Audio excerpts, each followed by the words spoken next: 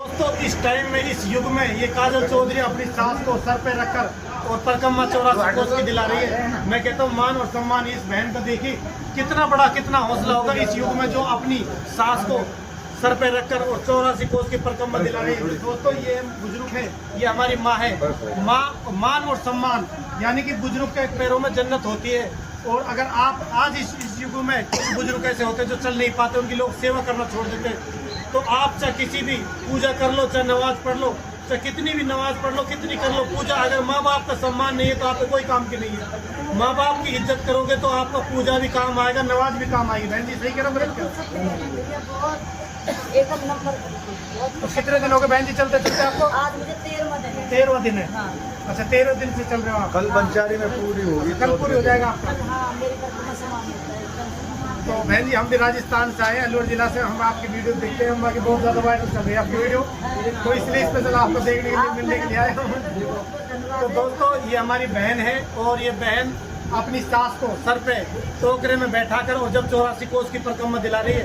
इस युग में इस बहन का जज्बा और सलाम है जो अपनी सास से प्यार नहीं करती, अपनी माँ से प्यार नहीं करती। इन बहन से सीखो अपना मान और सम्मान। इस युग में सास को, जो सास पैरों से नहीं चल सकती और उस सास को देके टोकरे में बैठाकर परिक्रमा दिला रही है, इससे बड़ा कोई नहीं हो सकता इस युग में। दोस्तों प्यार और मोहब्बत की मिसाल ये देखिए, ये दोनों माँ और बेटी जैसा प्यार। आज लोग एक सास बहू से नहीं बोलती, बहू सास से नहीं बोलती। तो बहन आप जो कुछ आजकल ये बहन बेटी है जो अपनी सास की कदर नहीं करते, तो इनके लिए क्या कहना चाहते हो आप? इनके बारे में यही कहना चाहूँगी, जो सासू माँ है उसे माँ समझना चाहिए। हाँ माँ समझ, और जो ससुर है हाँ। उन्हें ससुर समझना ससुर चाहिए। समझ है। और जो छोटे देवर है, हाँ जो देवर की नजर से ना देखे, उन्हें बेटे की नज़र से देखे। छोटा देवर होता है, कहते हैं भाभी माँ, माँ माँ के बराबर होती है भाभी। हाँ, हाँ। और भाभी के लिए देवर एक बेटे के बेटे समान। की समान। तो ये जो छोटी मोटी बातों में वो तेरे भाई ये तो सब चीज नहीं होनी चाहिए घर में। और जब घर में ये सब चीज चली जब तो घर का नाश हो रहा है, जब तक एकता नहीं हो पा रही है घर में। अगर घर में एकता होगी, रिश्ते में जो कड़वाहट बनी हुई है, जो रिश्ते में कड़वाहट बनी हुई है वो सिर्फ सोच से बनी हुई है कि हम एक दूसरे को अपना समझ नहीं रहे कि ये मेरा नहीं है, ये इसका है, ये इसका है। जगत जिस दिन हम सबको अपना मान लेंगे ना, तो रिश्ते एकदम अपने आप सुलझ जाएंगे, कोई कड़वाहट ही नहीं रहेगी, कोई मन में मैल ही नहीं रहेगा। अगर ये रिश्ते सुलझाने हैं तो यही करना होगा, माता पिता की सेवा करने होंगे, अपने रिश्ते बनाने होंगे।